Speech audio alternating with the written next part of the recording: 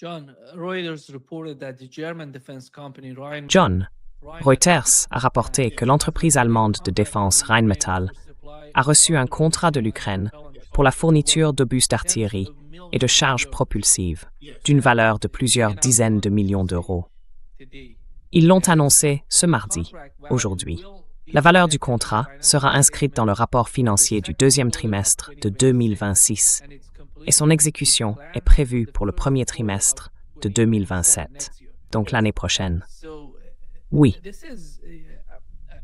Alors, je suis sûr que beaucoup de gens en Russie regardent ce genre d'informations et ont le sentiment d'être d'une certaine façon piégés par la politique menée envers l'Ukraine. Quand on observe la Russie aujourd'hui, on voit différents états d'esprit qui se confrontent. Certains critiquent, d'autres coopèrent avec l'administration, et puis il y a ceux qui se trouvent un peu entre les deux.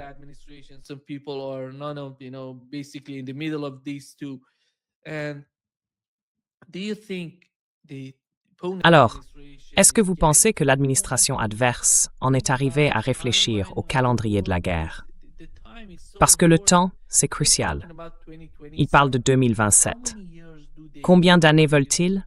Ou plutôt, de combien d'années ont-ils besoin pour mettre fin à cette guerre?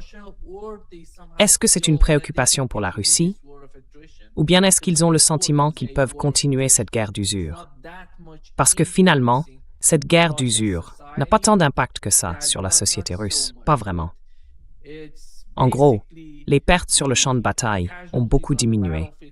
Et la guerre se poursuit, surtout avec l'usage de drones et tout ce qui va avec. Alors, si on regarde la guerre d'un point de vue militaire et économique, comment la Russie perçoit-elle tout ça?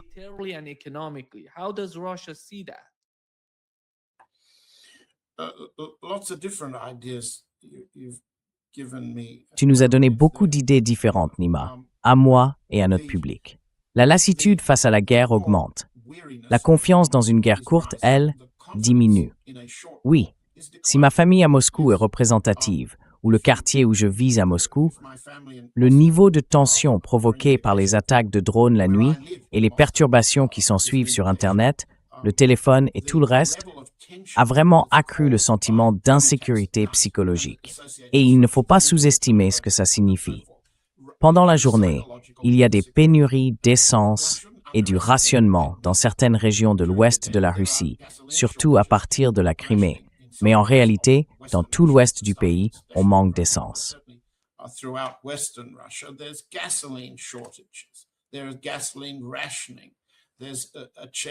Il y a un rationnement de l'essence. Le type d'essence a été modifié pour faire face à l'arrêt des raffineries et à leur destruction. Du coup, l'insécurité psychologique augmente. Il y a de la gêne, des désagréments, des problèmes, de l'inquiétude. Tout cela se ressent personnellement.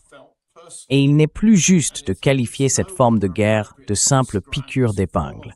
C'est comme vous l'avez dit, une guerre d'usure. La question c'est, quelle population tiendra le plus longtemps dans ce type de conflit? Eh bien, le camp russe tiendra plus longtemps, parce que le régime ukrainien est prêt à mener une guerre où plus personne ne reste en vie.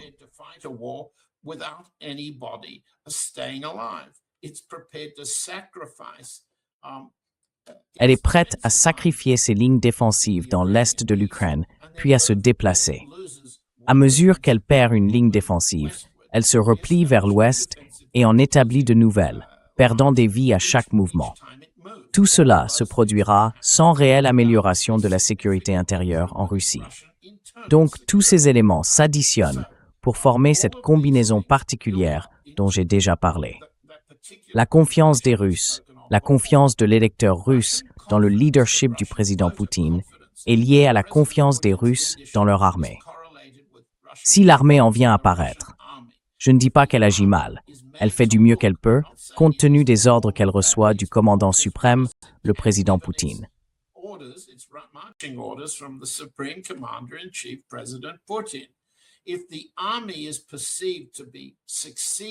Si l'armée est perçue comme réussissant sur le front, mais incapable de protéger l'intérieur du pays, les électeurs russes en tiendront l'administration pour responsable. Ils accuseront le président Poutine, le gouvernement, le gouverneur et ainsi de suite.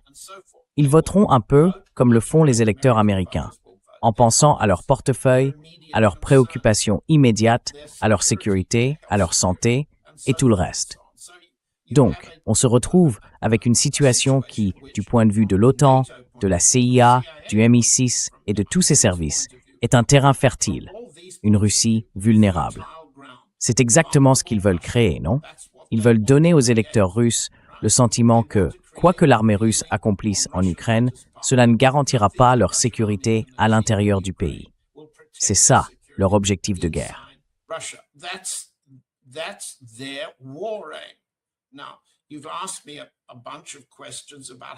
Vous m'avez posé pas mal de questions sur la façon dont tout ça va se dérouler, n'est-ce pas? Mais on ne peut pas répondre à la grande question. On découpe donc cette idée, la façon dont ça se passe, en périodes de temps. Entre maintenant et la mi-septembre, quand auront lieu les élections, la vraie question c'est comment la guerre que mènent l'OTAN, les États-Unis et l'Ukraine contre la Russie influence-t-elle les intentions de vote des électeurs russes? Si cela finit par menacer sérieusement la majorité du parti au pouvoir, le parti de Vladimir Poutine, Russie unie, alors le président Poutine, qui s'est engagé la semaine dernière lors du congrès du parti à soutenir Russie unie, devra chercher à sauver sa majorité. Et comment peut-il faire ça?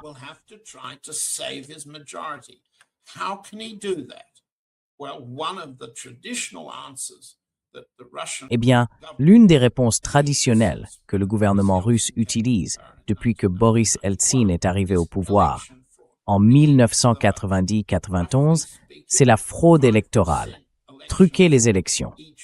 En gros, on peut s'attendre à environ 5% de fraude à chaque grande élection présidentielle, surtout quand la compétition est vraiment serrée. La question c'est, est-ce que la présidence, est-ce que le Kremlin peut aller jusqu'à 10% de manipulation pour sauver la majorité du parti Russie unie? Je n'en sais rien. Si ce n'est pas possible, s'il y a un risque réel pour le Kremlin de perdre, un risque que même une fraude massive ne suffise pas à éviter, est-ce qu'il pourrait reporter l'élection? Vous voyez, c'est là un objectif majeur du camp OTAN-États-Unis, du régime ukrainien, de cette guerre de drones à longue distance.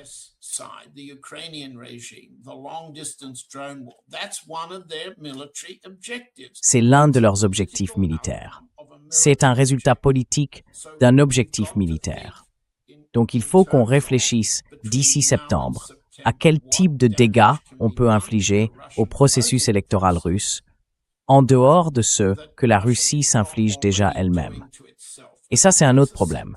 Le problème que le président Poutine refuse de résoudre, c'est la politique de taux d'intérêt très élevé menée par la gouverneure de la Banque centrale, Elvira Nabiullina. C'est une blessure auto-infligée.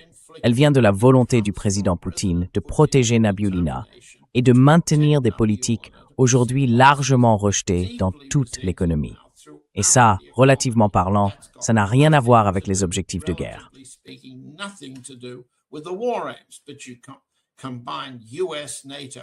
Mais si vous combinez les objectifs de guerre des États-Unis et de l'OTAN avec la politique de Nabiullina, vous obtenez un mélange explosif, capable de provoquer des votes très importants contre le gouvernement. C'est donc le problème immédiat auquel on fait face. Et maintenant, Poutine essaie de regagner la confiance du public à force de discours. Eh bien, ça ne marche pas très bien. Non, ça ne marche pas très bien. Si vous parcourez le pays et que vous demandez aux gens, par exemple, dans la région de Tcheliabinsk, s'ils font confiance aux promesses du président Poutine de purifier l'air des poisons que l'oligarque local Igor Zyuzin déverse sur Tcheliabinsk depuis des années. Si vous allez voir les mineurs de charbon à Kemerovo et que vous leur demandez ce qu'ils pensent des efforts du président Poutine pour réduire le risque d'explosion de méthane dans les mines,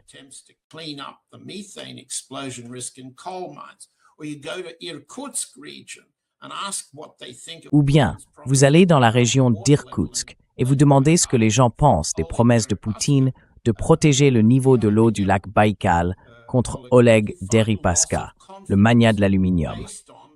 Là, vous constatez une perte de confiance, fondée sur l'idée que le gouvernement du président Poutine est trop lié à l'oligarchie russe pour vraiment refléter la confiance du public. Et c'est là qu'apparaissent les problèmes internes de fond, que les États-Unis, les Allemands, les Britanniques, les Français, les Italiens et d'autres encore essaient tous d'exploiter à travers la guerre par drone. C'est un ensemble de problèmes extrêmement complexes, et je ne prétends pas pouvoir les résoudre, ni dire qu'il existe une solution simple, ni pour les voix de l'opposition en Russie, ni pour le parti au pouvoir Russie unie, ni pour l'état-major, ni pour le président Poutine lui-même.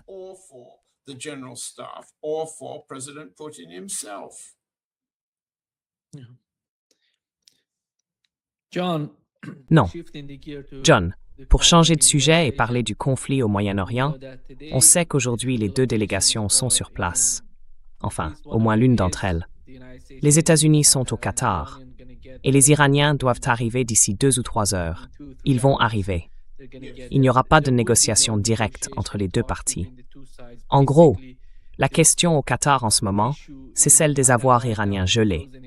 La délégation iranienne sera bien là, mais elle a déjà dit qu'elle ne négocierait pas, qu'elle ne parlerait pas. Du côté américain, ils ont dit qu'ils allaient discuter avec les médiateurs, le gouvernement pakistanais et le gouvernement qatari. Et puis, on a un nouveau protocole d'accord entre Israël et le Liban, qui en réalité vient contredire la première clause du protocole d'accord entre l'Iran et les États-Unis à propos du Liban. Comment voyez-vous ces négociations ou ces discussions? Ou peu importe comment on les appelle. Comment percevez-vous la situation entre l'Iran et les États-Unis?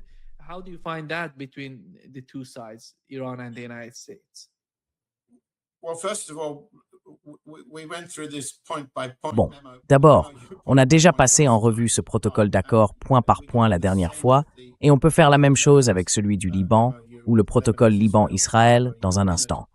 Mais commençons par voir qui sont les négociateurs du côté américain. Franchement, toute personne qui croit encore qu'avec Stephen Witkoff et Jared Kushner comme négociateurs, il y a la moindre chance d'avoir des discussions menées de bonne foi sur quoi que ce soit. Eh bien, je pense que la dernière fois, on avait suggéré que l'Iran insiste pour négocier avec Vance, le vice-président Vance, et non pas avec Kushner et Witkoff.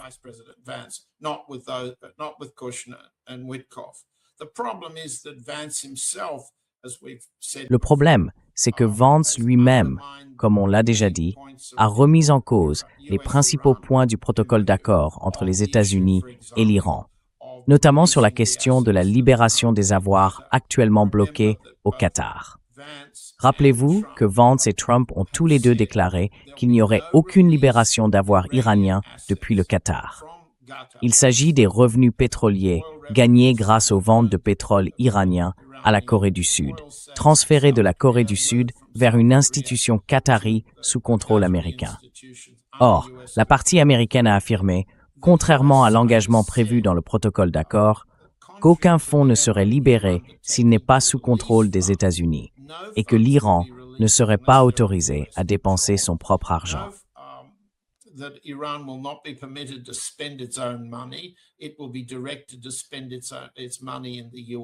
L'argent sera dépensé aux États-Unis pour des produits alimentaires, des biens agricoles et ainsi de suite.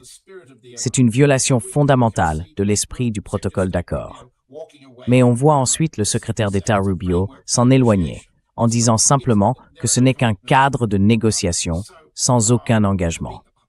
Pour être clair aussi, le Pakistan et le Qatar sont alliés des États-Unis. Ils sont, pour ainsi dire, sous protection militaire américaine. On ne peut pas vraiment les appeler des médiateurs. Il y a beaucoup de gens qui font passer des messages d'une pièce à l'autre. L'idée même de médiation ici est une illusion. Le vrai problème reste militaire. Les États-Unis peuvent-ils imposer l'avenir de l'Iran par une attaque militaire?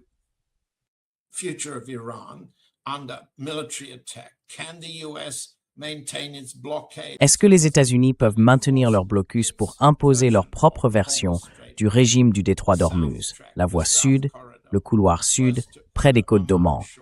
Est-ce qu'ils peuvent bloquer le passage des navires sur la voie nord, le long de la rive nord, compte tenu de la façon dont le détroit d'Ormuz est désormais divisé, un peu comme la Syrie l'a été après la chute du régime Assad?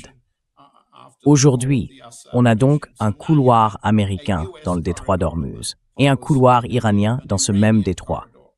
Est-ce que ce système peut fonctionner? Eh bien, la réponse que le groupe Trump, Vance, Kushner, Witkov affirme, c'est non. Les États-Unis ne le permettront pas. On se retrouve donc dans une sorte de guerre d'usure.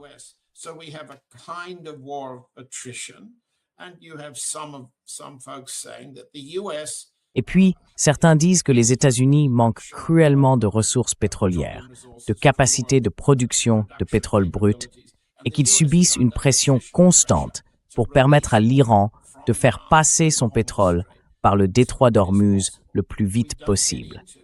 On ne sait pas vraiment quelle pression les États-Unis exercent sur l'Iran. Mais l'Iran aussi doit exporter son pétrole. Il doit vider ses stocks, continuer à pomper à un rythme normal, charger les pétroliers et les laisser partir sur le marché. Tout cela montre qu'il y a une pression d'usure, à la fois sur les États-Unis et sur l'Iran, ce qui veut dire que chacun a un certain intérêt à trouver des arrangements à court terme, non? Voilà, c'est ma longue façon de répondre à votre question. Alors, dans ces arrangements à court terme, qu'est-ce que le cycle actuel de discussion à Doha peut produire?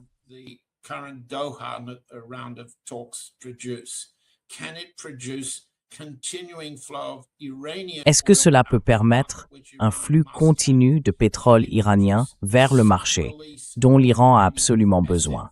Est-ce que cela peut aussi permettre la libération partielle de certains fonds iraniens pour respecter les conditions du protocole d'accord sur ce point sans déclencher la réaction américaine? Aucun argent ne sera libéré sans que les États-Unis en gardent le contrôle. Dans ce genre de situation, les deux parties sont capables de trouver un compromis à court terme, mais pas un accord durable qui mettrait fin au conflit.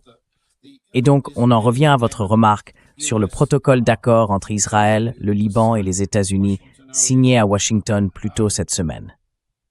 Je ne veux pas répéter ce qu'Elijah Magnier a déjà dit dans votre émission il y a quelques heures. Mais, du point de vue politique libanais, pardonnez-moi, il a souligné qu'aucune des dispositions de ce protocole n'est réellement applicable à l'encontre du Hezbollah.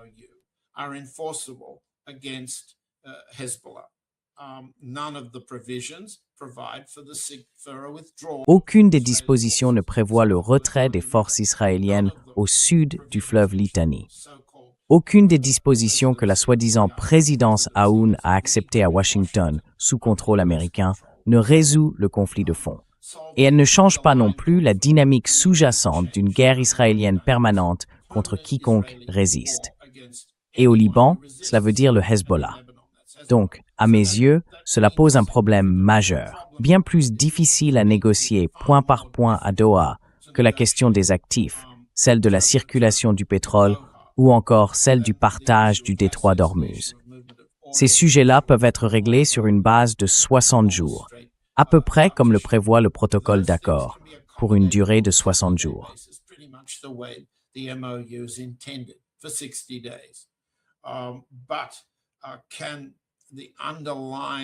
Mais est-ce que la dynamique de fond de l'expansion israélienne au Liban, une expansion permanente au Liban, avec la destruction, le mémorandum d'accord signé à Washington cette semaine, qui appelle en substance à la destruction du Hezbollah. Il ne le nomme pas directement, il parle d'acteurs non étatiques, mais il s'agit bien d'un désarmement total. Bon, je n'ai pas besoin d'entrer dans les détails de la politique libanaise. En gros, le Hezbollah représente à peu près un tiers de la population du Liban. Et il est solidement implanté, bien institutionnalisé à tous les niveaux du gouvernement et de l'administration libanaise, du village jusqu'à Beyrouth. Donc ce que ce mémorandum représente, c'est la liquidation du Hezbollah. Et ça, c'est un objectif de guerre pour les Israéliens et les Américains. Est-ce que ça peut être négocié par l'Iran à Doha? Non, impossible. Que va faire l'Iran à ce sujet? Eh bien, on verra. Well, we'll see.